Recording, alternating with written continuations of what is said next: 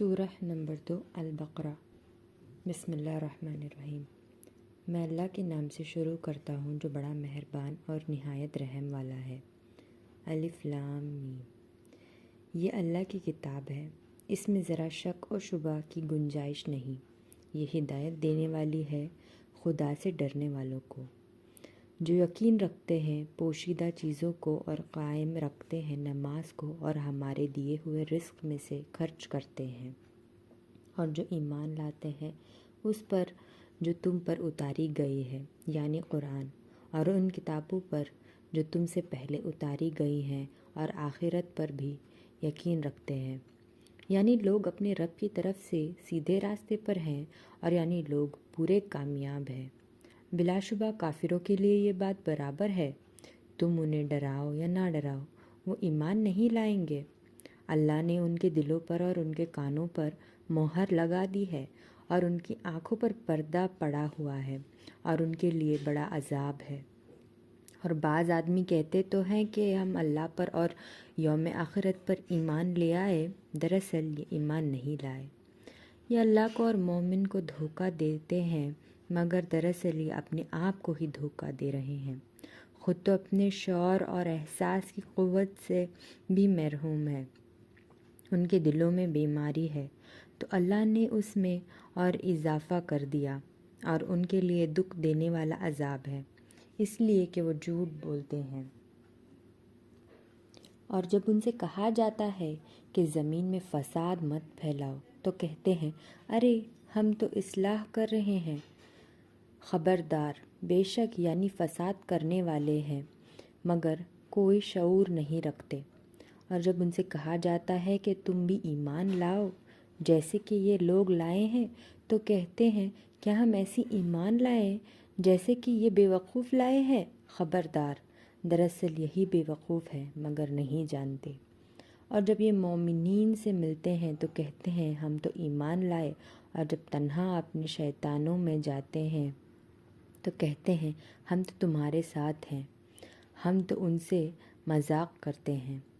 اللہ ان منافقین سے مذاق کرتا ہے، اور وہ ان کی رسی دراز کر رہا ہے تاکہ شرارت اور سرکشی میں بھٹکتے رہیں۔ یہ وہی ہیں جو ہدایت کے بدلے گمراہی خریدتے ہیں، نہ تو ان کو تجارت مفید ہوئی اور نہ ہدایت ہی ملی۔ ان کی مثال تو اس شخص کی مانند ہے جس نے اندھیری رات میں آگ جلائی، اور جب اس کے آس پاس چیزیں روشن ہو گئی تو اللہ نے ان کی روشنی سلب کری اور ان کو اندھیرے میں چھوڑ دیا۔ اب وہ کوئی چیز بھی نہیں دیکھتے، وہ بہرے ہیں، وہ گونگے ہیں، سو وہ اب واپس نہ ہوں گے۔ یہ مثال ان منافقوں کی ہے کہ آسمان سے مین برس رہا ہے، اس میں اندھیرے ہیں اور گرج اور چمک ہے، جو اس بارش میں بہار ہے۔ وہ کڑک سے سبب موت کے در سے اپنی انگلیاں کانوں میں ٹھونس لیتے ہیں، اور اللہ ان کافروں کو اپنے احاطے میں لیے ہوئے ہے۔ قریب ہے کہ بجلی کی چمک ان کی بینائی اچک لے جائے۔ جب بجلی اپنی روشنی ڈالتی ہے تو وہ اس میں چل پڑتے ہیں، اور جب اندھیرا ہوتا ہے تو وہ کھڑے کھڑے رہ جاتے ہیں، اور جب اندھیرا ہوتا ہے تو وہ کھڑے کھڑے رہ جاتے ہیں۔ اور اگر اللہ چاہتا تو ان کے کانوں کی سماعت اور آنکھوں کی بینائی دونوں کو ضائع کر دے۔ بے شک اللہ تعالیٰ ہر چیز پر قادر ہے۔ اے لوگو، تم اپنے رب کی عبادت کرو جس نے تم کو اور تم سے پہلے والوں کو پیدا کیا تاکہ تم متقی بن جاؤ، جس نے تمہارے لیے زمین کو فرش اور آسمان کو چھت بنایا، اور آسمان سے پانی برسایا، پھر اس پانی کے ذریعے سے تمہاری غذا پھل پیدا کیا، سو تم اللہ کے ہمسر نہ بناؤ، اور تم جانتے بوجھتے بھی ایسا کرتے ہو۔ اور اگر تم اس کتاب میں شک کرتے ہو تو ہم نے اپنے بندے پر اتاری ہے، تو تم ایسی ہی صورت بنا لاؤ اور اپنے حمایتیوں کو بلا لو جو اللہ کے سوا ہن، اگر تم سچے ہو۔ پھر اگر تم نہ کر سکو تو ہرگز نہ کر سکو گے، تو اس آگ سے ڈرو جس کا ایندھن آدمی اور پتھر ہے، وہ کافروں کے لیے تیار ہے۔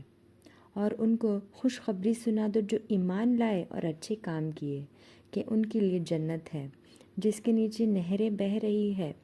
جب پھل کھانے کے لیے دیا جائے گا تو وہ بول اٹھیں گے، یہ تو وہی ہے جو اس سے پہلے ہم کو مل چکا ہے، اور واقعی ان کو وہی دیا جائے گا جو اس سے ملتا جھلتا ہوگا، اور ان کے لیے اس میں بیویاں ہوں گی جو پاکیزہ ہوں گی، اور وہ ہمیشہ جنت میں رہیں گے۔